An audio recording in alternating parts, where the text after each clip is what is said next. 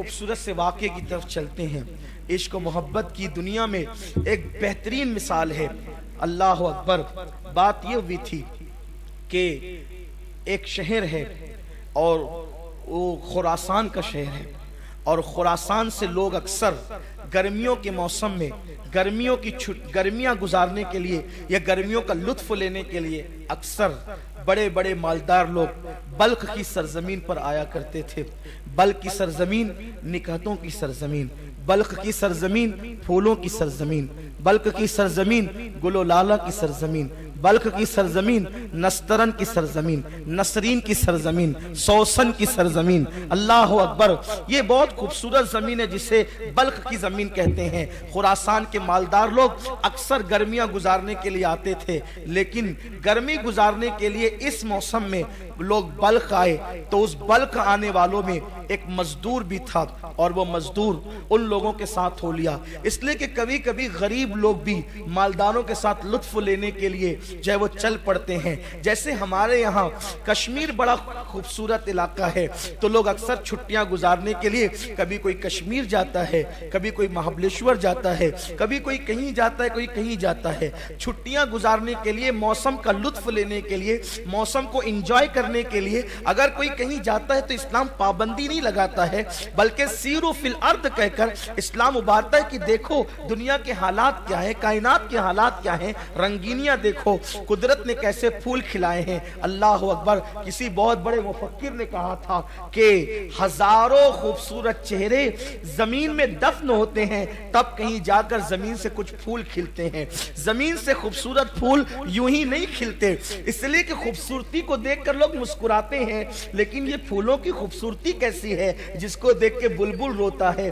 وہ پھولوں کی خوبصورتی دیکھ کر نہیں، ہزاروں خوبصورت چہرے جو زمین میں دفن ہو گئے تھے اسی سے یہ پھول پیدا ہوئے ہیں، اس بنیاد پر یہ بلبل رو رہا ہے، نوحہ کر رہا ہے کسی خوبصورت چہرے کے حسن و جمال کے مٹی میں مل جانے پر۔ اللہ اکبر، تو بلخ کی سرزمین پر لوگ جیسے آج ہمارے یہاں لوگ جاتے ہیں چھٹیاں گزارنے کے لیے، گرمیاں گزارنے کے لیے، گرمیوں کا لطف لینے کے لیے ٹھنڈے علاقوں میں، نینی تال وغیرہ بھی لوگ جاتے ہیں اور بھی علاقوں میں، لیکن یاد رکھیں اس پر کوئی ممانعت نہیں ہے، وہاں جا کر کوئی پاپ نہ کرے۔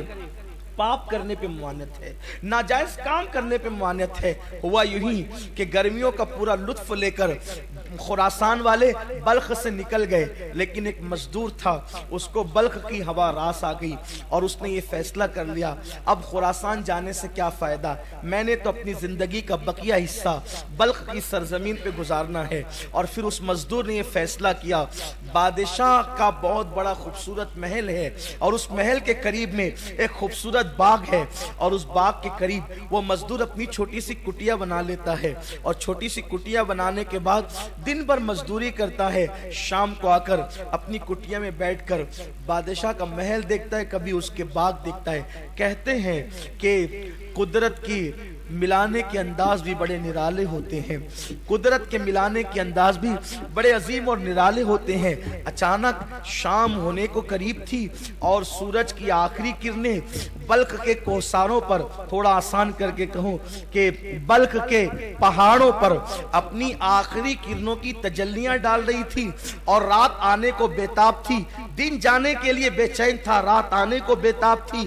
ایسے میں دن اور رات کی کشمکش میں شام نے جنم لیا، شفق کا جمال جو ہے وہ پورے آب و تاب کے ساتھ بے نقاب ہوا، اور آخری کرن کے جاتے جاتے اور شام کی پہلی جو ہے وہ صباحت آ گئی، ہوا کے آنے سے آتے آتے دل کھچ رہا تھا ایک مزدور کا ایک باغ کی طرف، اس لیے کہ باغ سے جو ہوا ہو کر کے آ رہی تھی ایسا لگتا ہے کہ کسی کا پیغام لا رہی تھی۔ دل بیٹھا جا رہا ہے اور بے چینی ہے، بے قراری ہے، اور اس طریقے سے طبیعت ہے کہ جیسے کوئی کھینچ رہا ہے۔ کہتے ہیں کہ عشق اور مشق میں اتنی کشش ہوتی ہے کہ کبھی کبھی یمن والے شام سے کھینچے چلے، کبھی کبھی یمن لوگ شام سے کھینچے چلے جاتے ہیں، اور کبھی کبھی یمن یمن والے شام کھینچ کر کے آ جاتے ہیں، اللہ اکبر. اور کبھی کبھی ایسا ہوتا ہے یمن والے مصر میں آتے ہیں، شام والے مصر میں آتے ہیں، اور ایک حسن کا بازار لگ جاتا ہے. میرے پیارے آقا صلی اللہ علیہ وسلم کے پیارے دیوانوں، ہوا یہی کہ اس مزدور کا دل کھچ رہا تھا، اس کے قدم بوجھل بوجھل اٹھے، اور اٹھنے کے بعد باغ کی طرف گئے. جب باغ کی طرف گئے تو ہوائیں مشام جہاں کو معطر کر رہی تھی. تھوڑا سا مجھے برداشت کر لے آج، اس لیے کہ آپ نے جو مجھے عنوان دیا، میں چاہتا ہوں اسی رنگ میں آپ سے گفتگو کروں تاکہ آپ بھی اس کی لذتیں اٹھا سکیں اور میں بھی کچھ اس کی لذتوں سے جو ہے اپنے آپ کو مستفیض کر سکوں. میرے پیارے آقا صلی اللہ علیہ وسلم کے پیارے دیوانوں، اہل ذوق سے گزارش ہے کہ آج اپنی سماعتوں پر اگر بار لگ رہا ہو تو ہمیں کچھ دیر کے لیے معاف کر دیں یا ہمارا شمار بچوں میں کر لیں، بڑی نوازش اور مہربانی ہوگی. میرے پیارے آقا صلی اللہ علیہ وآلہ وسلم کے دیوانوں، ویسے جانتا ہوں ہر سنی صاحب ذوق ہوتا ہے، اس لیے کہ جو صاحب ذوق نہیں ہے ہماری محفل میں اس کے لیے جگہ نہیں ہے. ہماری محفلیں تو ذوق کی بنیاد پہ سجتی ہے. وجہ یہ ہے کہ ہماری محفلوں میں جب تک حسن کا ذکر نہیں ہوتا محفلیں مکمل نہیں ہوتی. وجہ یہ ہے ہمارا نبی بھی حسن والا ہے اور ہمارا خدا بھی حسن والا ہے. ہمارا نبی بھی حسن والا ہے، ہمارا خدا بھی حسن والا ہے. اللہ جمیل یحب الجمال، یہ میرے نبی نے فرمایا ہے. اور نبی کا حسن تو اتنا ہے کہ کہنے والے کہتے ہیں حسن یوسف کو کسی نے دیکھا، حسن یوسف کو کسی نے دیکھا، حسن یوسف کو کسی نے دیکھا تو خریدنے کے لیے آ گئے، اور حسن مصطفیٰ کو دیکھا تو خود بکنے کے لیے آ گئے. حسن یوسف دیکھ کر لوگ خریدنے آتے ہیں، حسن مصطفیٰ دیکھنے بکنے آتے ہیں. آ گئے ابو بکر بکنے کے لیے، عمر بکنے کے لیے، عثمان بکنے کے لیے، علی بکنے کے لیے، سعد بکنے کے لیے، سعید بکنے کے لیے، طلحہ بکنے کے لیے، زبیر بکنے کے لیے، ابو ہریرہ بکنے کے لیے، دحیہ کلبی بکنے کے لیے، سب بکنے کے لیے آ گئے. اور جب بکے ہیں تو نبی نے اتنا انمول کر دیا ہے کہ پھر ان کو کوئی خرید نہ سکا تو قدرت کے نقیب نے کہا حبیب جسے تو خرید لے اسے کوئی نہیں خریدتا. ہاں اب اگر اسے کوئی خریدے گا تو وہ صرف خدا ہی خریدے گا اور قیمت یوں ادا کرے گا، ان اللہ اشترى من المؤمنین انفسهم واموالهم بان لهم الجنہ. اسی لیے اجمل سلطان پوری مرحوم مغفور نے کتنی خوبصورت بات کہی ہے، بازار مصطفیٰ میں خریدار ہے خدا، بازار مصطفیٰ میں خریدار ہے خدا. کتنا ہنسی حجاز ہے بازار مصر سے، کتنا ہنسی مصر کے بازار میں. میں مال پر بحث نہیں کر رہا ہوں، مصر کے بازار میں مالک بن زاران بیچنے والا اور خریدنے والا عزیز مصر، اور حجاز کے بازار میں بیچنے والا آمنہ کا لال ہے اور خریدنے والا خدا وحدہ لا شریک ہے. بازار مصطفیٰ میں خریدار ہے خدا. کتنا ہنسی حجاز ہے، کتنا ہنسی حجاز ہے، کتنا ہنسی حجاز ہے. بازار مصر سے تڑپا دیا کسی نے، مدینے کے ذکر سے آزاد ہو گیا ہوں دو عالم کی فکر سے. جب سے ملا ہے دامن آل رسول کا بے فکر ہو گیا ہوں شفاعت کی فکر سے، بے فکر ہو گیا ہوں شفاعت کی فکر سے. آپ جو ہے وہ ذہن حاضر رکھیے گا، اس لیے کہ کہیں کہیں رک کر کوئی تفسیرہ بھی کرنا ہوگا تو آپ کبھی بھی اس واقعے سے اپنی توجہ کو مت ہٹائیے گا. ایک مرد درویش نے اپنے قلم سے اس کو اتنے خوبصورت انداز میں لکھا ہے کہ اگر اسی طرح ہو پڑھا جائے تو اس کا لطف دوبالا ہو سکتا ہے، لیکن ظاہر سی بات ہے تحریر اور تقریر میں کچھ فرق تو ہے. تو عرض یہ کر رہا تھا، ہوائیں آ رہی تھی اور مشام جہاں معطر ہو رہے تھے، اور پھر مزدور کے قدم کشاں کشاں باغ کی طرف بڑھ رہے تھے. مزدور نے باغ میں قدم رکھا اور جیسی قدم رکھا تو ایسا لگا کہ جیسے پھولوں میں کوئی پھول کھلا ہو، پھولوں میں کوئی پھول کھلا ہو. اور پھولوں کا حال یہ ہے کہ وہ کھلتے ہیں تو پھول لگتے ہیں، لیکن وہ پھول اس طرح کھلا تھا کہ وہاں آنکھیں نرگس کے پھولوں کی طرح تھی، وہاں بال سنبل کی طرح تھے، وہاں چال ہرن کی طرح تھی، اور لب جو ہے گل و لالا کی طرح دعوت نظارہ دے رہے تھے. اور رخسار یوں کھلے ہوئے تھے کہ کہنے والا یوں کہے کہ جیسے ابھی گلاب کی کلیوں نے پتیوں سے اپنے چہرے کو بے نقاب کیا ہے. جیسے ہی نگاہیں چار ہوئی بیچارہ غریب قسمت کا مارا، وہ تو ایسی بجلی گری دل تھام کے رہ گیا اور دل ٹوٹ کر کے دل کا آبگینہ چکنا چور ہو گیا.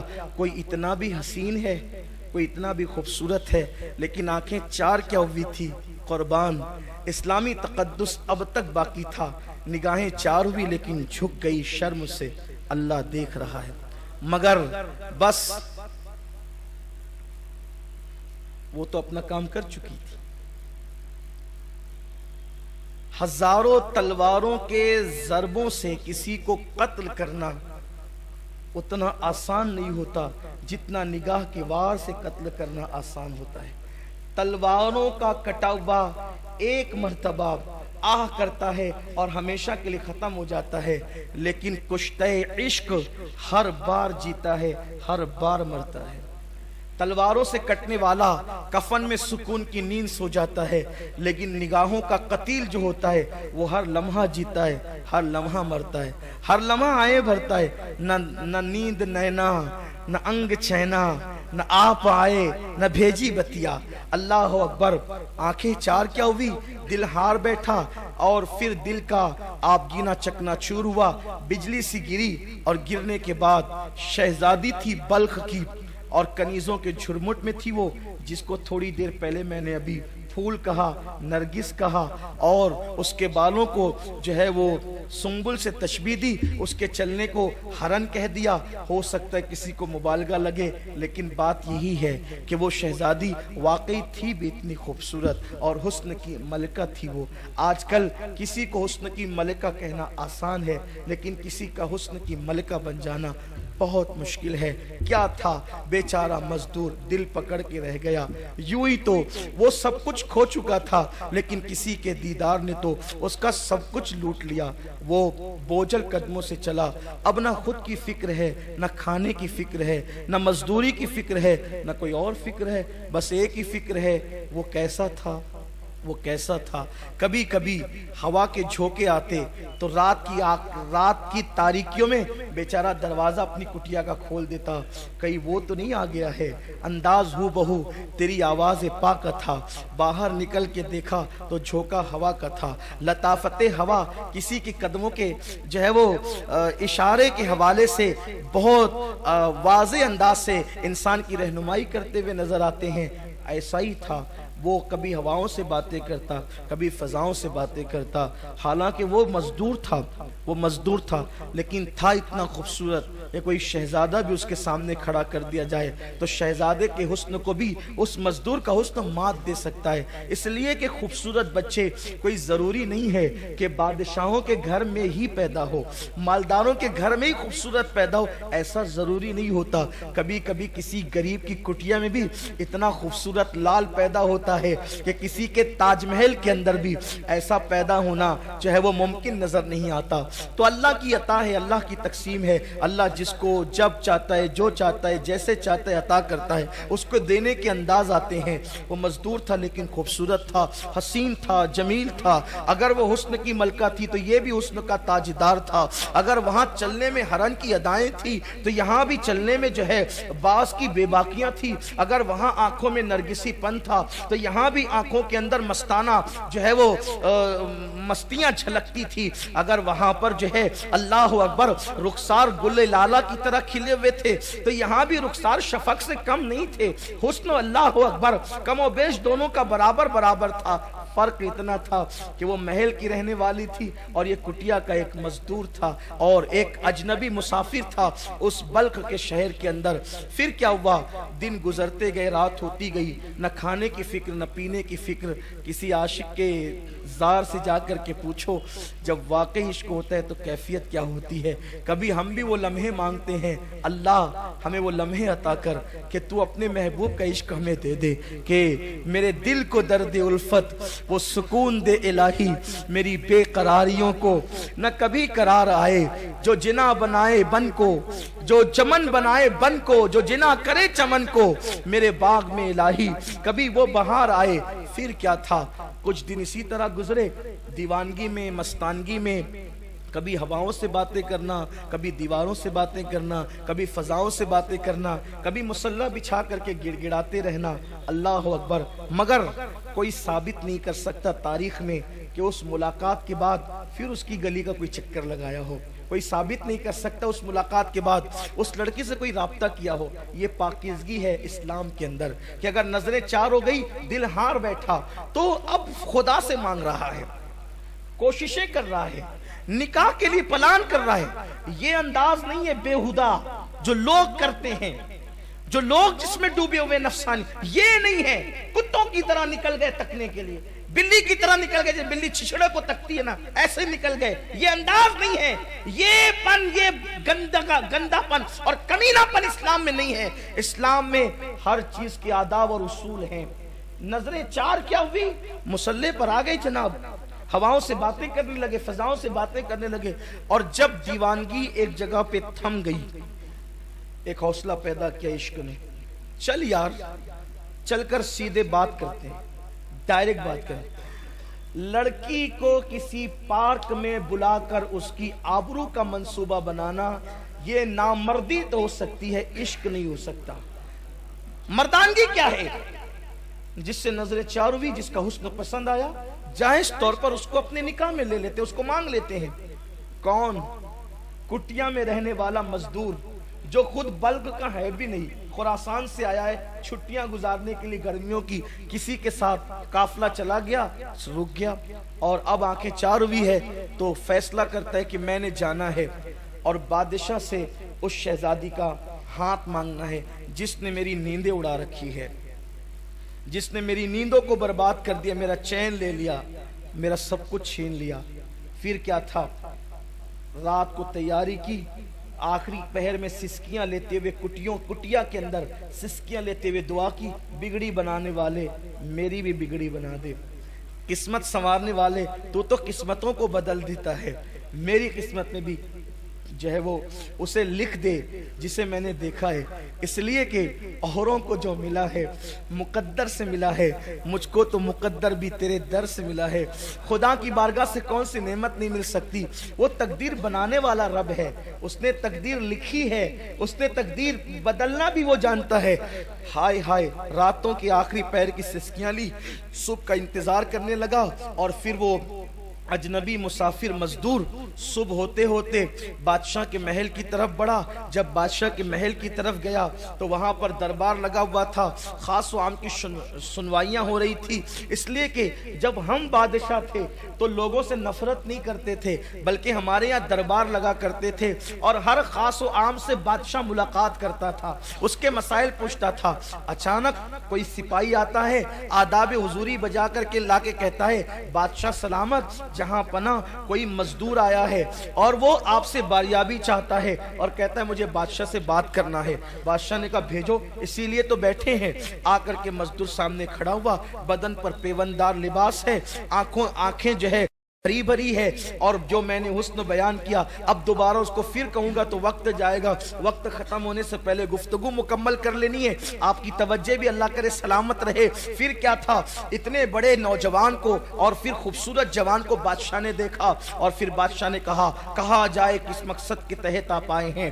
تو اس جوان نے پوری بے باکی کے ساتھ کہا، جہاں پناہ جو فریاد میں لے کر کے آیا ہوں وہ فریاد لوگوں کے سامنے پیش کرنے کی نہیں ہے، اگر آپ میری فریاد سننا ہی چاہتے ہیں تو میں تخلیہ چاہتا ہوں، تخلیہ عطا کیا جائے، اس کے بعد گفتگو ہوگی۔ پھر ایک ہاتھ کا اشارہ ہوا، پوری محفل برخاست ہو گئی، اور بادشاہ چند وزراء کے ساتھ اس کو باریابی کی اجازت دیتا ہے، اور وہ جوان پھر پوری بے باکی کے ساتھ بادشاہ سے کہتا ہے، بادشاہ آپ کی جو اکلوتی بیٹی ہے بلخ کی شہزادی، اس کا ہاتھ مانگنے اور اس سے نکاح کا رشتہ لے کر کے آیا ہوں۔ جیسے ہی یہ بات ایک اجنبی مسافر مزدور کی زبان سے، جس کے بدن پر پھٹا پرانا پیوندار کپڑا تھا، لیکن جب اس کی زبان سے یہ بات سنی گئی تو جیسے لگا کہ پیروں کے نیچے سے زمین کھسک گئی ہو۔ وزیر کی آنکھوں میں خون اتر آیا، کہتے ہیں چائے سے زیادہ کتنیاں گرم ہوتی ہے، وزیر کی آنکھوں میں خون اتر آیا، اور وزیر نے اپنی تلوار کو جو ہے حرکت دیتے ہوئے کہا، بدبخت بد نصیب انسان، اپنی اوقات دیکھ، اور تو شہزادی کا ہاتھ مانگنے کے لیے آیا ہے؟ کبھی سوچا بھی تو ہوتا کہ کیا مکمل میں بھی کبھی ٹاٹ کے پیون لگا کرتے ہیں؟ مگر واہ رے مسلمان، واہ رے اسلام، کیا انداز تھا بادشاہوں کا۔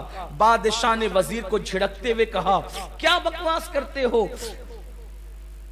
پھلدار ٹہنیوں پہ پتھر تو کوئی بھی پھینک سکتا ہے، پتھر پھینکنے پر اعتراض کیوں ہے؟ بات اتنی ہے، اسلامی نقطہ نظر سے ہر جوان کو حق ہے کہ جہاں وہ لڑکی دیکھے وہاں وہ اپنا رشتہ بھیج سکتا ہے۔ اب بات آپ پر ہے، پسند آئے تو دیجئے، نہ پسند آئے نہ دیجئے۔ اس طرح کسی کو روب سے دبایا نہیں جا سکتا۔ آپ اس کی فریاد سنیں، اگر آپ دے سکتے ہیں تو دیں، نہیں دے سکتے تو نہ دیں۔ بادشاہ نے بہت حسن تدبیر کے ساتھ معاملے کو رفع دفع کیا اور پھر اس سے کہا کہ وزیر آپ سے بات کریں گے، آپ ان سے بات کر لیجئے۔ اور پھر وزیر سے کہا دیکھو غریب ہے، اسلامی نقطہ نظر سے یہ رشتہ مانگ سکتا ہے، ہم بادشاہ ہیں، اسے رشتہ نہیں دیں گے، ایسی کوئی کڑی شرط یا مشکل شرط رکھ دو جس کو یہ پورا ہی نہ کر سکے۔ اگر یہ پورا نہیں کر سکے گا تو معاملہ خود ہی ختم ہو جائے گا اور پھر دوبارہ منہ دکھانے کے قابل نہیں رہے گا۔ وزیر کو یہ بات بادشاہ کی بڑی پسند آئی، لیکن میں اس بادشاہ کے اخلاق سے بڑا متاثر ہوا جب مجھے تاریخ میں اس کی زندگی پڑھنے کو ملی کہ آخر وہ ایک مزدور کا اتنا دل رکھنا چاہتا تھا، ایک مزدور کے لیے اس کے دل میں اتنی وسعت تھی کہ وہ اس حسن تدبیر کے ساتھ معاملے کو ٹال رہا تھا، ڈانٹ نہیں رہا تھا، چیخ نہیں رہا تھا، چلا نہیں رہا تھا، ناراض نہیں ہو رہا تھا۔ آخر کار وزیر بڑا دانشمند تھا، وزیر نے کہا دیکھو آپ ایک کام کریں، آپ 8 دن کے بعد آئیں، ایک ہفتے کے بعد ہم مشورہ کرتے ہیں، پھر بتائیں گے کرنا کیا ہے۔ 8 دن کے بعد وہ چلا گیا۔ اب 8 دن اس کے ایسے گزرے جیسے قیامت کی صبح طویل ہوگی، ایک ایک دن اتنا بھاری گزر رہا تھا۔ خدا خدا کر کے 8 دن گزرے اور وہ امید کے ساتھ جب واپس آیا تو وزیر نے کہا جن بادشاہ اور شہزادوں کے رشتے بلخ کی شہزادی کو آئے ہیں ان میں آپ کا نام بھی شامل کر لیا گیا ہے، آپ کو بھی اس میں شامل کر لیا گیا ہے، لیکن بادشاہ کی طرف سے شرط یہ ہے کہ بادشاہ کی ایک لوتی بیٹی کو اسی کے نکاح میں دیا جائے گا جو بادشاہ کی بیٹی کے لیے، اس کے ہار کے لیے کالا ہیرا لائے گا، اپنی زبان میں بلیک ڈائمنڈ لائے گا، اسی کے ساتھ اس کا رشتہ کیا جائے گا۔ کیا آپ لا سکتے ہیں؟ بھئی سفید ڈائمنڈ لانا، سفید ہیرا لانا بھی اس مزدور کے بس کا نہیں تھا نا، اس مزدور کے بس کا نہیں تھا، لیکن وہ اگر واقعی بادشاہ ہوتا بھی، بادشاہ بھی اگر وہ ہوتا تو بلیک ڈائمنڈ اس کے بس کی بات نہیں تھی۔ یہ اور بات ہے، ہند والوں کے مقدر عروج پر ہیں۔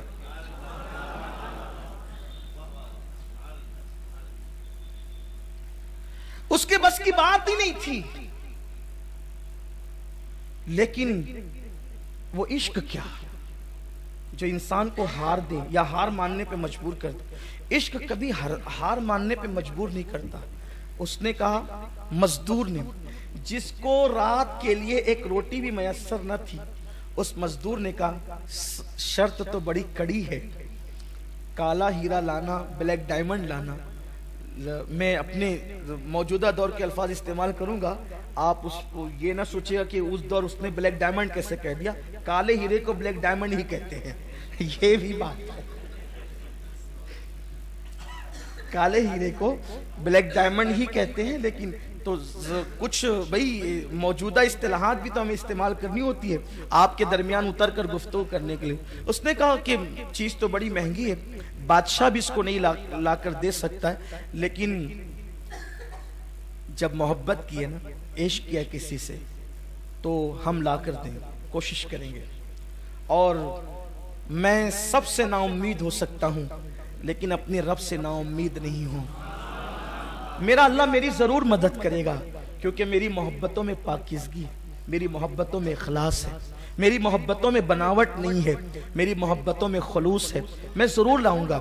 اور اس کے بعد گیا، گھر لوٹا، بھیگی بھیگی رات تھی، بلخ کی بھیگی بھیگی رات تھی، رات کا آخری پہر تھا، شبنم گر رہی تھی۔ اقبال کے لہجے میں پھولوں کو آئے جس دم شبنم وضو کرانے، نالا میرا وضو ہو، رونا میرا وضو ہو، نالا میری دعا ہو۔ اللہ اکبر۔ وہ گڑ گڑاتا رہا، سسکیاں لیتا رہا اور کہتا رہا مولا کبھی تو نے کسی مانگنے والے کو محروم نہیں کیا، تیرا وعدہ ہے مجھ سے مانگو میں عطا کروں گا۔ مولا شاید کسی سے سچی محبت ہو گئی ہے، اب اس کو پانے کے لیے ایک سچا راستہ میں نے کیا ہے، لیکن ظالم وقت کے لوگوں نے اتنی سخت کڑی شرط لگا دی ہے، میرے بس میں نہیں ہے، میں بے بس ہوں، لیکن تو اختیار رکھتا ہے۔ مولا مجھے کامیاب کر دے، اس مہم میں کامیاب کر دے۔ روتا رہا، سسکیاں بھرتا رہا، دعا کرتا رہا۔ کہتے ہیں کہ رات کے آخری پہر کی دعا کبھی رد نہیں ہوتی، باب اجابت الہی سے ٹکرائی جاتی ہے، اور پھر صبح ہوتے ہوتے آنسوؤں کا طوفان تھم گیا، اور ایک ایسی غیر محسوس طاقت نے دل میں حوصلہ پیدا کیا، اٹھ اور اپنا سفر شروع کر۔ جس عشق کی راہ کا تو مسافر بنا ہے، اس عشق کی راہ کے مسافر جا اپنے سفر کا آغاز کر۔ بس دل میں ایک عجیب سی لگن تھی، امنگ تھی، پھاوڑا اٹھایا، گردن پہ رکھا، اور نامعلوم منزل کی طرف وہ خراسان کا ایک مسافر بلخ کی سرزمین پہ روانہ ہو گیا۔ صبح سے شام تک، شام سے صبح تک، صبح سے شام تک، شام سے صبح تک، کئی شبانہ روز تک بغیر سنگ میل کے، بغیر منزل کے چلتا رہا، چلتا رہا، چلتا رہا۔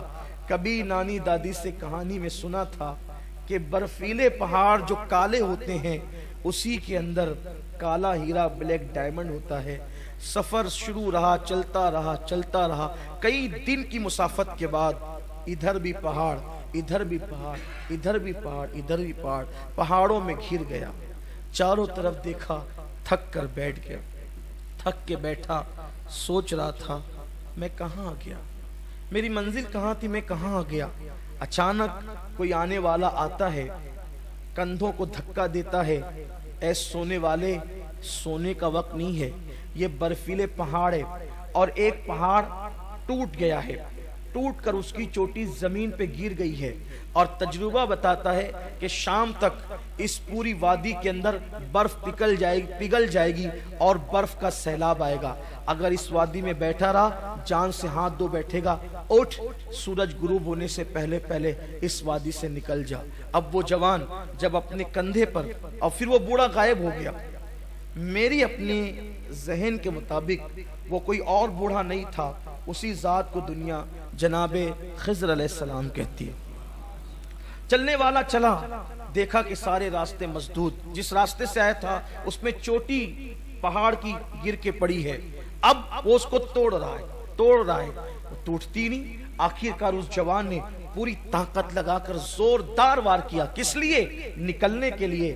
تو جب زوردار وار کیا، وہ ٹکڑے ٹکڑے ہوئی اور آنکھیں چکا چوند ہو گئی، خیرہ ہو گئی، اس لیے کہ اسی کے ٹوٹنے کے بعد اس کے اندر سے کالا ہیرا نمودار ہوا۔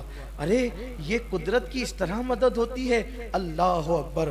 یہاں پر رک کر کہنا چاہتا ہوں، اپنے جیسے سے سچا پیار کرنے پر یہ انعامات ملتے ہیں۔ محبوب خدا سے کوئی سچا پیار کرے، انعامات کی بارش کیا ہوگی، عطاؤں کی بارش کیا ہوگی۔ اللہ اکبر۔ ہاتھ میں ہیرا لیا، کالا ہیرا، یہی کالا ہیرا ہے جو بادشاہوں کو تک میسر نہیں ہے، یہی کالا ہیرا ہے۔ اور پھر چستی کے ساتھ چھلانگ لگاتے ہوئے وہ ہرنیوں کی طرح چوکڑی بھرتے ہوئے بلخ کی طرف روانہ ہو گیا۔ تھوڑی ہی کوششوں کے باوجود جب چلتا رہا تو تھکن بھی اب محسوس نہیں ہوتی تھی، اس لیے کہ جب منزل نظر آتی ہے تو تھکن بڑھنے کی بجائے کم سے کم ہوتی چلی جاتی ہے۔ اور پھر دربار لگا ہے اور یہ مزدور پہنچا۔ وزیر نے دیکھا، پھر آ گیا تو؟ یہ شریفوں کی عادت نہیں، ہم نے تو جو قید لگائی تھی، تم نے اس شرط کو پورا نہیں کیا اور پھر چلے آئے ہو پریشان کرنے کے لیے۔ اس نے بڑی محبتوں کے ساتھ کہا، میں پریشان کرنے نہیں آیا، میں تو شرط کی تکمیل کرنے آیا ہوں۔ جیسے اپنی مٹھی کو کھولا، بادشاہ اور سارے وزراء کی آنکھیں چکا چوند ہو گئی۔ یہ لیجئے اپنا بلیک ڈائمنڈ اور اپنا وعدہ پورا کیجئے۔ بادشاہ نے وزیر کی طرف، وزیر نے بادشاہ کی طرف دیکھا کہ اب کیا کریں، اس نے تو شرط تو پوری کر دی، وہ بادشاہ بھی جو نہیں کر سکتا تھا وہ عاشق نے پوری کر دی۔ وزیر ہوشیار تھا، آنکھوں میں باتیں ہو گئی، پیغام دیا ہے، کبھی پیغام لیا ہے، نظروں سے محبت میں بڑے کام لیا ہے، آنکھوں میں باتیں ہو گئی۔ اور جب باتیں ہو گئی تو وزیر نے کہا ارے اصل بات یہ تو ہمارا مطالبہ تھا. شہزادی دراصل کان کی بالیوں میں سفید موتیاں پہننا بہت پسند کرتی ہے. ایک آخری شرط ہے اور قطعی ہے, اس کے بعد کوئی شرط نہیں ہوتی. آخری شرط ہے 2 موتی بالیوں کے لیے لے آؤ شہزادی کے لیے, بس رشتہ ہو جائے گا. ایک مزدور کے لیے کیا کم تھا. پھر دل پکڑ لیا, وائے رے ناکامی, ہائے رے ناکامی, اب کیا کروں. لیکن پھر عشق نے کہا ہارنا مت, ہمت مت ہارنا, اٹھ چل آگے بڑھ. جیسے کوہساروں میں پہاڑوں میں اللہ نے بلیک ڈائمنڈ تجھے دے دیا, کالا ہیرا دے دیا, موتی کا انتظام بھی قدرت کر دے گی. پھر نکلا, گھر پہنچا, دعا کی, پھر چلا. خوب لمبا سفر کیا, سمندر کے کنارے پہ پہنچا. کہتے ہیں کہ سمندر کے اندر صدف ہوتی ہے اور صدف کے اندر موتی ہوتا ہے, لیکن تیراکی جانتا نہیں تھا, عشق والا تھا. پانی لیا, چلو سے باہر پھینکا, پھر لیا, پھر باہر پھینکا, پھر لیا, پھر باہر. کیوں؟ میں تھوڑی دیر میں سمندر کو خالی کر دوں گا, اور جب سمندر خالی ہو جائے گا تو پھر اس کے اندر کی سیپ نظر آئے گی. پھر سیپوں کو اٹھاؤں گا, دامن میں بھر لوں گا. 2 موتیوں کا مطالبہ ہے, میں تو وہاں موتیوں کے فرش بچھا دوں گا. پانی پھینک رہا ہے, صبح ہوتی ہے, شام ہوتی ہے, لیکن وہ سمندر کی موجیں بڑھتی ہی جاتی ہے.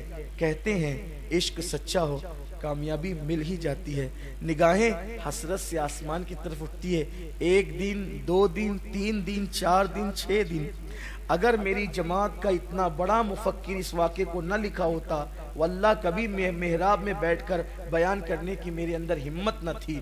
کہیں لوگ مجھے جھوٹا تصور نہ کریں, لیکن میں اس ذات پر اعتماد کر رہا ہوں جو ہماری جماعت میں سند کی حیثیت رکھتی ہے. اس ذات نے اس واقعے کو لکھا ہے. اللہ اکبر.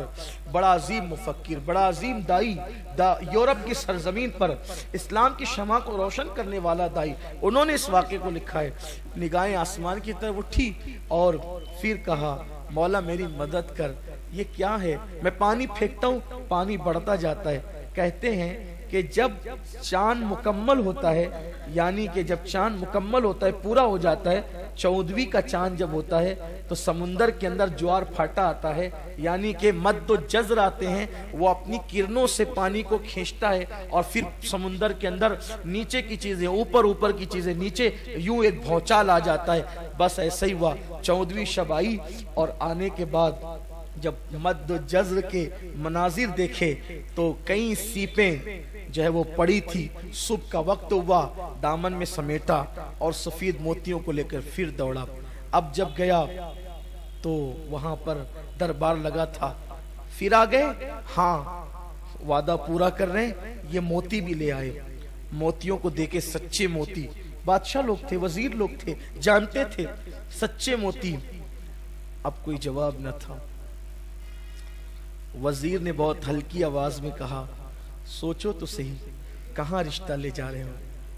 آپ نے شرطیں تو پوری کر دی ہے, لیکن تھوڑا بادشاہ کا خیال تو کرو. ابھی کچھ باتیں ہو ہی رہی تھی, اچانک ایک کنیز دوڑی دوڑی آئی اور اس نے کہا شہزادی اچانک گری, بے ہوش ہو گئی ہے. اس کی نبضیں جو ہے وہ تھمتی جا رہی ہے, اس کی سانسیں رکتی جا رہی ہے. پوری محفل اٹھی شہزادی کی طرف. وائے رے ناکامی, ہائے رے ناکامی.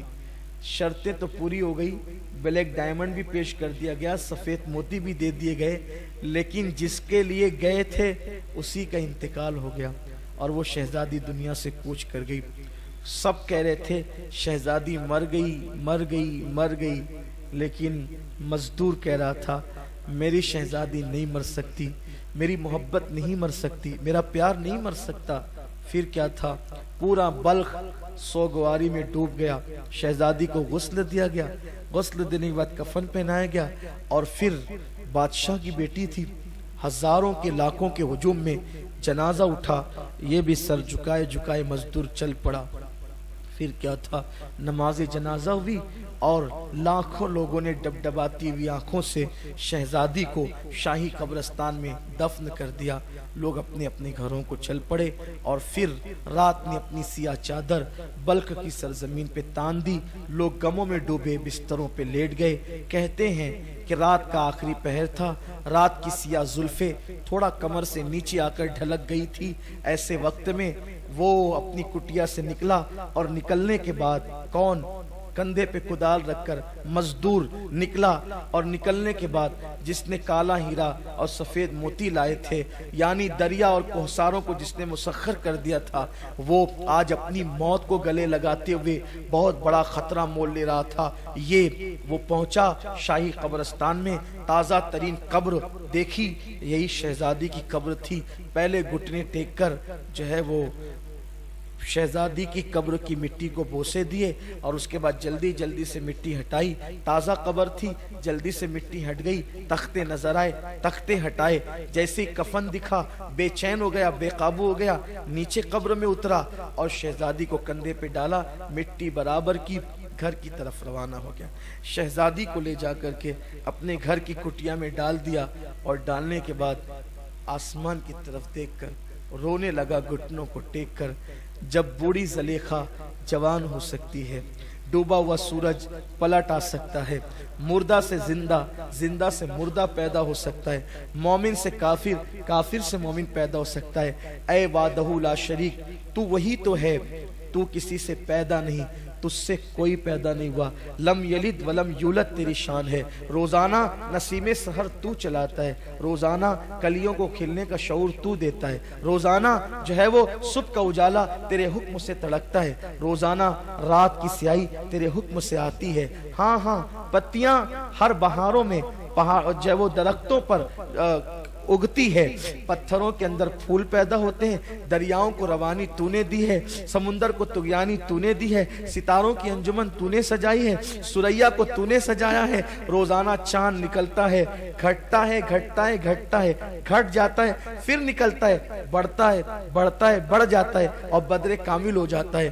اے وہ جو سورج کو نکالتا ہے تو عروج پہ پہنچا کر پھر زوال پذیر کر دیتا ہے۔ تیرے آخری محبوب کا واسطہ اور تجھے تیری محبتوں کا واسطہ، ہم نے بھی کسی سے محبت کی، لاج رکھ لے، اس مردہ شہزادی کے اندر پھر سے جان پیدا کر دے، اس لیے کہ مردوں میں جان پیدا کرنا تیرا ہی کام ہے، تو ہی مردوں میں جان پیدا کرتا ہے۔ میرے اللہ، اگر آج اس شہزادی میں تو نے جان پیدا کر دی، مجھے نئی زندگی ملے گی، اسے نئی زندگی ملنے کی وجہ سے۔ کہتے ہیں لکھنے والا مفکر لکھتا ہے، اچانک دروازے پہ دستک ہوئی، دروازہ کیا کھلا، ایک نامعلوم طبیب حکیم گھر میں اپنے ملازم اور مزدور کے ساتھ داخل ہوا، سر پہ ٹوکرا تھا، اس میں دوائیاں تھی، اور پھر اس کے بعد اس نے آ کر سیدھا شہزادی کا ہاتھ پکڑا، نبض دیکھی اور کہا، اے اجنبی مزدور، وقت کو ضائع نہ کر، شہزادی مردہ نہیں ہے، یہ تو ابھی اس کی سانسیں ہلکی ہلکی چل رہی ہے، میرے پاس ایک دوا ہے، اسے جلدی سے تلوے میں مل۔ اور پھر مزدور کے ہاتھ میں مزدور کے ہاتھ میں وہ دوا دیا، مزدور نے جلدی جلدی سے تلووں پر ملا، اور ملنے کے بعد اس حکیم اور طبیب کی نگاہیں چراغ کی روشنی میں شہزادی کے چہرے پہ ٹک گئی۔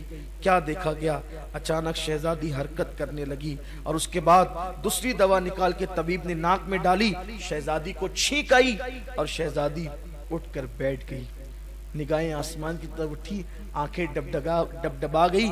تیرا شکر ہے کہ تو نے مردے کے اندر میری محبتوں کی وجہ سے نئی جان پیدا کر دی ہے۔ پھر کیا تھا، قربان اسلامی محبت۔ جیسے ہی اس لڑکی نے اپنے آپ کو بیدار پایا، کفن کے آنچل سے منہ چھپایا، میں کہاں ہوں، میرے ساتھ کیا ہو رہا ہے، فوراً اس مزدور نے کہا، آپ کے ساتھ کچھ نہیں ہو رہا ہے، آپ محفوظ ہیں۔ اور پھر پوری داستان، باغ سے لے کر زندگی تک کی داستان، پوری داستان سنائی۔ ہم آپ کے لیے اتنا سب کچھ کیے، آپ انتقال کر گئی، حتیٰ کہ میری محبتوں نے تمہیں زندہ کیا ہے، بس کیا حیا کی ملکہ تھی وہ حسن کی ملکہ بھی تھی، حیا کی بھی، آج کل کی لڑکیوں کی طرح نہیں۔ اس نے تو کفن سے چہرہ چھپا لیا تھا، اور جب پوری داستان اس نے سنی کہ میں تو ایک اس مرد درویش کی محبت کی بنیاد پہ میں نئی زندگی مجھے ملی ہے، اور میری زندگی صرف اسی کے لیے ملی ہے، میں صرف اسی کے لیے زندہ ہوئی ہوں، تو شرم کی ماری نے بس اتنا کہا، جس خواب کو شرمندہ تعبیر کرنے کے لیے قدرت کی امداد ہو، پھر وہ خواب شرمندہ تعبیر ہو ہی جانا چاہیے۔ بس اتنا کہہ سکی۔ حکیم نے کہا پھر غیر محرمی کب تک، نا محرمی کب تک، ہم دونوں گواہ ہیں، ایجاب و قبول کر لو، ایک دوسرے کے ساتھ نکاح کر لو۔ نکاح ہو گیا۔ اب اس مزدور کو نئی زندگی مل گئی۔ لوگ کہہ رہے تھے شہزادی کا انتقال ہو گیا، لیکن شہزادی نئی زندگی پا کر کٹیا میں زندگی گزار رہی تھی۔ بس فرق اتنا تھا کہ کبھی محل میں تھی اور آج کٹیا میں۔ لیکن اس لڑکی کو اس مزدور کے عشق کی اتنی قدر تھی کہ اس کو کٹیا اب راحت دے رہی تھی۔ اس کی وجہ یہ تھی کہ وہ محل کے اندر تھی، لیکن یہاں اسے محبت مل رہی تھی، پیار مل رہا تھا، وہ دھوکہ نہیں دے رہی تھی، اور اس نے اس راز کو سب سے چھپا کر کے رکھا تھا۔ بالآخر ایک دن وہ آیا کہ گھر کے آنگن میں ایک پھول کھلا، خوبصورت سا بیٹا پیدا ہوا۔ بیٹا چلنے لگا، بولنے لگا، کلمہ پڑھنے لگا، اور پھر اس شہزادی نے کہا آج کل سنا ہے کہ میرے انتقال کے بعد ابا اور امی کی طبیعت مسجد مدرسوں کی طرف زیادہ ہو گئی ہے، مدارس قائم ہو رہے ہیں، مساجد قائم ہو رہی، مکاتب قائم ہو رہے ہیں، بہت محنتیں ہو رہی ہے دین پر، اس لیے کہ دل اچاٹ ہو گیا ہم لوگوں کا دنیا سے۔ یہ سن رکھا ہے میں نے بھی، اور وہ لوگ دنیا سے دور ہوتے چلے گئے، دین سے قریب ہوتے چلے گئے۔ ایک کام کرتے ہیں، جو مکتب محل میں چلتا ہے اپنے بچے کو وہیں بھیجتے ہیں۔ ایک دن مکتب کی سالانہ تقریب تھی، چھوٹا مدرسہ جسے مکتب کہتے ہیں، جیسے ہمارے اپنے یہاں مالیگاؤں میں سنی دعوت اسلامی 60 مکاتب چلا رہی ہے پورے شہر میں، مکتب کی سالانہ تقریب تھی۔ سالانہ تقریب میں بادشاہ آیا، ننھے بچوں نے جھک کے بادشاہ کو سلامی دی۔ جیسے ہی بادشاہ کی نظر اس لڑکے پر پڑی، اس لڑکے پر، کس لڑکے پہ؟ مزدور کے لڑکے پہ، بادشاہ کا دل کھنچتا چلا گیا۔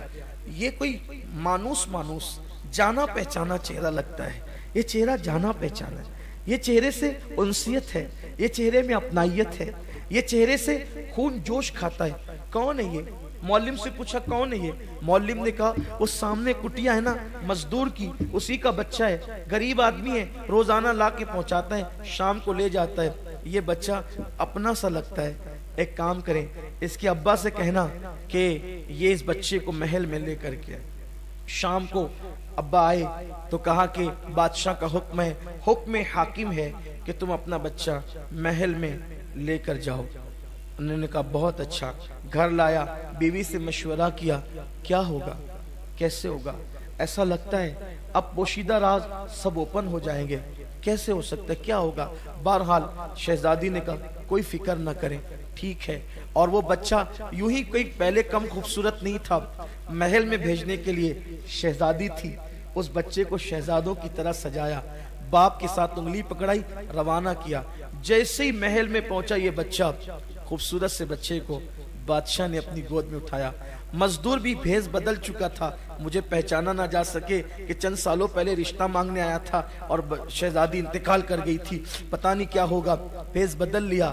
جیسے ہی بادشاہ نے دیکھا اس بچے کو قابو نہ پا سکا، اٹھایا گود میں اور سیدھا زنانہ خانے میں بادشاہ گھس گیا۔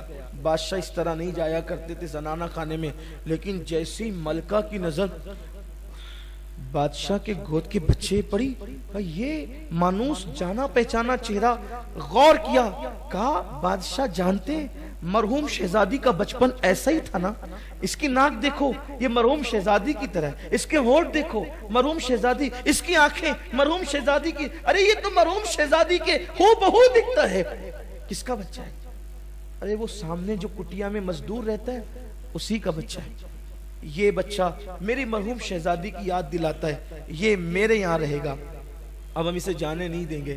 بادشاہ نے کہا کہ بچے خریدے اور بیچے نہیں جاتے نا، تو پہلے اس کے ماں باپ سے پوچھنا پڑے گا، کوئی بات نہیں، غریب لوگ ہیں، ہم اپنے محل میں ان کو جگہ دے دیں گے، وہ ہمارے محل میں رہیں گے، ہم بچہ دیکھتے رہیں گے، تسلی ہوتی رہے گی، کسی کی گود خالی کرنا ہمارا مقصد نہیں، ان سے بات کرو۔ بادشاہ باہر آیا، کہا کہ ملکہ کی خواہش ہے کہ یہ بچہ محل میں رہے۔ مزدور نے جواب دیا، بچے بیچنے کے لیے نہیں ہوتے۔ دیکھا قدرت کے انداز، کل یہ کھڑے تھے کسی بچی کو مانگنے کے لیے، اور آج وہ کھڑے ان کے بچے کو مانگنے کے لیے۔ اسی کو دنیا کہتے ہیں، کما تدین تدان، اسی کو دنیا کہتے ہیں۔ بچے بیچنے کے لیے نہیں ہوتے۔ پھر ہم اپنی بیوی سے مشورہ کریں، یہ بچہ میرا، اس کا مشترکہ بچہ ہے، ہم اپنی بیوی سے مشورہ کریں گے، بیوی جو کہے گی اس پہ عمل کریں گے۔ اچھا ایک کام کریں، آپ کی بیوی کو منانے کے لیے ہماری ملکہ آپ کی کٹیا میں آ جائے گی، آپ کی بیوی کو منانے کے لیے ہماری ملکہ آپ کی کٹیا میں آ جائے گی، وہ منا لے گی، منانا جانتی ہے وہ، میری ملکہ منانا جانتی، منا لے گی، آپ یہاں کے رہنا، عیش میں رہو گے۔ اچھا ٹھیک ہے، چلا گیا بچے کو لے کر۔ ابھی یہ گھر پہنچا تھا، ادھر ملکہ نے کہا ڈولیاں تیار کی جائے۔ پورے کر و فر کے ساتھ سفر کرنے والی ملکاؤں نے فوراً کہا خواجہ سراؤں سے، محل سے لے کر کٹیا تک کے قطار لگا دو اور ہمیں وہاں جلدی سے جلدی پہنچا دو۔ ڈولیاں اٹھی، لوگ کہنے لگے اچانک ملکہ کدھر جا رہی ہے؟ کسی نے کہا وہ مزدور کی کٹیا میں جا رہی ہے۔ کہا رے تعجب ہے، مزدور کی کٹیا میں؟ کہا ہاں، کوئی تعجب نہ کرو، جب سے شہزادی کا انتقال ہوا ہے ان لوگوں کو غریبوں سے پیار ہو گیا ہے، کٹیا میں جانے لگے، نیک ہو گئے، پرہیزگار ہو گئے، جا رہے ہوں گے کسی کٹیا میں دعا لینے کے لیے، کیوں تعجب کرتے ہو؟ بہرحال خواجہ سرا آگے بڑھتا ہے اور اس کے بعد مزدور کے گھر پہ دستک دیتا ہے، دروازہ کھولو، ملکہ تشریف لا رہی ہیں، آپ کی بیوی سے ملنے کے لیے تخلیے کا موقع دو۔ جیسے ہی دروازہ کھولا گیا، سنا گیا، دوڑتے ہوئے مزدور نے کہا ملکہ آ رہی ہے، اب تو سارے راز کھل جائیں گے، اب تو شاید قدرت کو یہی منظور ہے۔ اور پھر ملکہ آ گئی، جیسے ہی نظر پڑی پلک جھپک گئی، میں کوئی خواب تو نہیں دیکھ رہی ہوں؟ غور سے آنکھیں پھاڑ پھاڑ کے، شہزادی شہزادی شہزادی شہزادی ہو تم تو مر چکی تھی۔ لیکن دوسری طرف بھی جذبات کا تلاطم تھا، قابو نہ پا سکی۔ 4 سے 5 سال کے بعد جس بیٹی کو 5 سال پہلے مردہ سمجھ کے دفن کر دیا تھا، وہ زندہ کسی کٹیا میں زندگی گزار رہی تھی، کسی کو پتہ ہی نہیں تھا۔ ماں بیٹی لپٹ لپٹ کر خوب روئے، اور جب رو چکے، جب جذبات کا تلاطم تھما، بیٹی تم یہاں، شہزادی نے پوری داستان سنائی کہ یہاں آنے کا انداز کیا تھا، کیوں آئے تھے، کیسے آئے تھے، کسی کی محبت اور عشق نے نئی زندگی دی اور یہاں آئے اور اب زندگی گزار رہے ہیں۔ یہ بات جنگل کی آگ کی طرح پورے بلخ میں پھیل گئی، جسے دفن کر دیا تھا اسے کسی کی پاکیزہ محبت نے نئی زندگی دے دی۔ اور پھر اس کے بعد فیصلہ ہوا کہ اب جسے مزدور کہہ رہے تھے وہ مزدور نہیں ہے، بلکہ وہ تو بادشاہ کا داماد ہے، اور وہ کٹیا میں رہنے والی لڑکی وہ کوئی غریب کی بیوی نہیں ہے، وہ شہزادی ہے بلخ کی۔ اس کے بعد اعلان ہو گیا اب کٹیا میں نہیں رہ سکیں گے، محل میں چلو۔ اور اس کے بعد کٹیا سے لے کر محل تک سپاہ کی قطار تھی۔ جو وزیر کل تک ڈانٹتے تھے وہ وزیر آج ہاتھ باندھ کر کے کھڑے تھے۔ محبتوں کو سلام ہے، پاکیزہ محبتوں کو، ان زانیوں کی نہیں، شرابیوں کی نہیں، آبرو لوٹنے والوں کی نہیں۔ اللہ اکبر، ہاتھ بن گئے لوگوں کے ہاتھ، جذبات کا تلاطم تھا۔ وقت کا بادشاہ، بلخ کا بادشاہ دروازے پہ کھڑا تھا استقبال کے لیے، کس کے؟ اس مزدور کے جو چند سال پہلے مزدور کہہ کے پکارا جا رہا تھا۔ اور اس کے بعد ایک گوگا تھا، شور تھا، دل رکھنے کو جگہ نہیں تھی، پورے بلخ کے اندر ایک شور تھا، ہنگامہ تھا۔ کیا ہوا کیا ہوا کیا ہوا؟ آخرکار پورے کر و فر کے ساتھ جب وہ مزدور اپنے بچے اور بیوی کے ساتھ محل میں داخل ہوتا ہے تو داخل ہونے کے بعد لوگ کہتے ہیں تم نے محبت کا حق ادا کیا، لیکن اس کی نگاہیں جھکتی ہے۔ اور اس کے بعد لوگ کہتے ہیں تم اب مزدور نہیں ہو، تم ولی عہد ہو، بلخ کے بادشاہ تم ہی ہو۔ بلک کے بادشاہ تمہیں ہو، تخت تو تمہارے لیے، تاج تمہارے لیے۔ یہی احساس اس جوان کو ساری زندگی ستاتا رہا۔ ایک لڑکی سے خلوص دل کے ساتھ پاکیزہ محبت کی، مزدور سے بادشاہ بن گیا۔ اگر یہ محبت میں نے مدینے کے تاجدار کے ساتھ کی ہوتی تو مجھے کیا مقام نصیب ہو جاتے۔ پھر اس نے مدینے کے تاجدار سے محبت کی، لڑکی سے محبت کر کے، پاکیزہ محبت کر کے، پاپ والی نہیں، پاکیزہ محبت کر کے بلک کا بادشاہ بنا مزدور۔ اور جب پھر اسی محبت نے آگے بڑھایا تو پھر مدینے والے سے محبت ہوئی، اور محبت ایسی ہوئی پھر وہی بلک کا بادشاہ حضرت ابراہیم ابن ادہم کے نام سے جانے اور پہچانے، حضرت ابراہیم ابن ادہم کے نام سے جانے اور پہچانے گئے۔ پھر دنیا نے دیکھا ابراہیم ابن ادہم غریب نواز کے بھی پیروں کے پیر بنے، غوث پاک کے بھی پیروں کے پیر بنے۔ اس واقعے کو علامہ ارشد القادری علیہ رحمہ نے اپنی شرح آفاق کتاب زلف و زنجیر کے اندر تحریر فرمایا ہے، جس کا نیا نام لالہ زار ہے۔ میں نے اپنے الفاظ کے جامع میں اس کو بیان کیا ہے آج کے اس موقع پر، بس اس لیے اللہ میری قوم کو نفسانیت سے بچائے، خواہشات سے بچائے، اور اللہ ہمیں سچی محبتوں کی طرف بڑھنے کی توفیق عطا فرمائے۔ آؤ عہد کریں، اس سے پیار کریں جس سے محبت کرنے والا ابراہیم ابن ادہم بن گیا۔ ہم بھی اسی آقا سے محبت کریں، اللہ ان کا عشق ہمیں عطا فرمائے، اور یوں دعا کرے ایسا گما دے ان کی ولا میں خدا ہمیں، ڈھونڈا کریں پر اپنی خبر کو خبر نہ ہو۔